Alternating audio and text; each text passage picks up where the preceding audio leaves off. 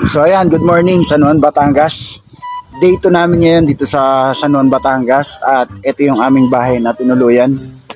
Salamat nga pala kay Sir Joey sa may-ari ng bahay. At syempre kay Tita Chit na siyang naging dahilan para kami mapunta dito sa San Juan, Batangas. Nagawa naman namin lahat ng dapat gawin. Maliban lang dun sa maligo kasi sobrang lamig dito. Napakalamig sa San Juan, Batangas. Ayan, salamat, maraming salamat po sa nag-invite para kami ay makarating dito sa San Juan, Batangas. Napakaganda rito, dito sa Porto Laia. Ayan, malamig pa rin ngayon, alas 9 na ng umaga.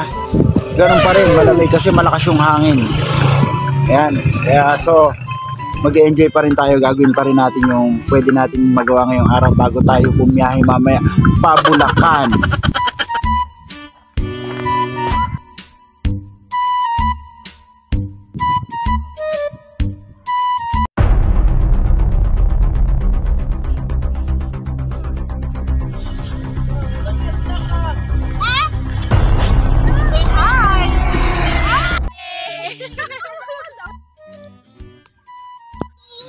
Lucas,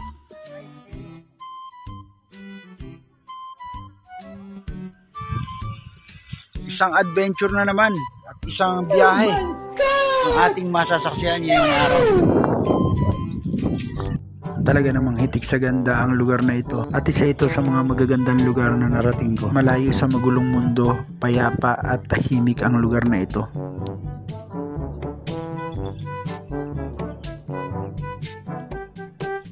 Ang ganda nga talaga ng view, lalo na dito sa may tabing dagat, kasi talaga namang nakaka-relax. Kung personal mong mararating ang lugar na ito ay talaga namang paraisong maituturing sa ganda. At dahil nga talagang napakaganda, talagang in-enjoy namin yung napakagandang view ng beach. Dahil may bayad doon sa kabila, siguro naman dito sa lapag wala nang bayad, kaya dito lang kami sa lapag. Ayan. Dagat yan, dagat ang likod yan, ang ganda, Yay! Sir. 1.5 po ang higay dyan.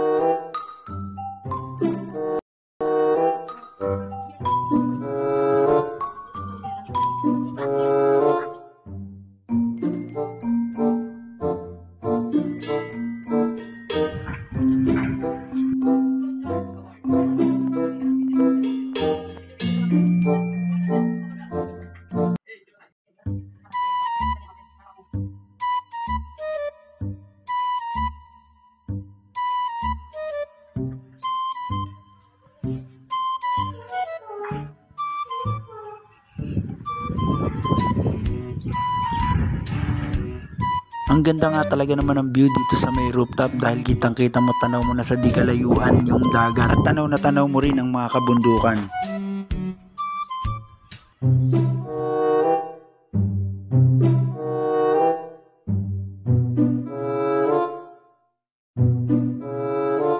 At dahil nga malapit na kami umuwi ay talagang pinilit naming maligo kahit na malamig. Sayang din naman kasi kung talagang hindi namin mapipil yung lamig ng tubig dahil minsan lang kami magawi sa lugar na ito.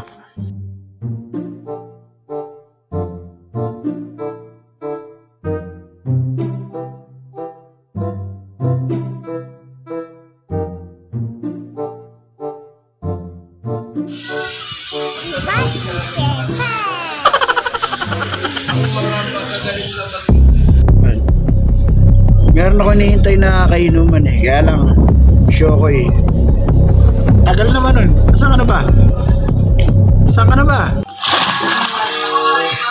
Eto na siya, pumasag na Cheers!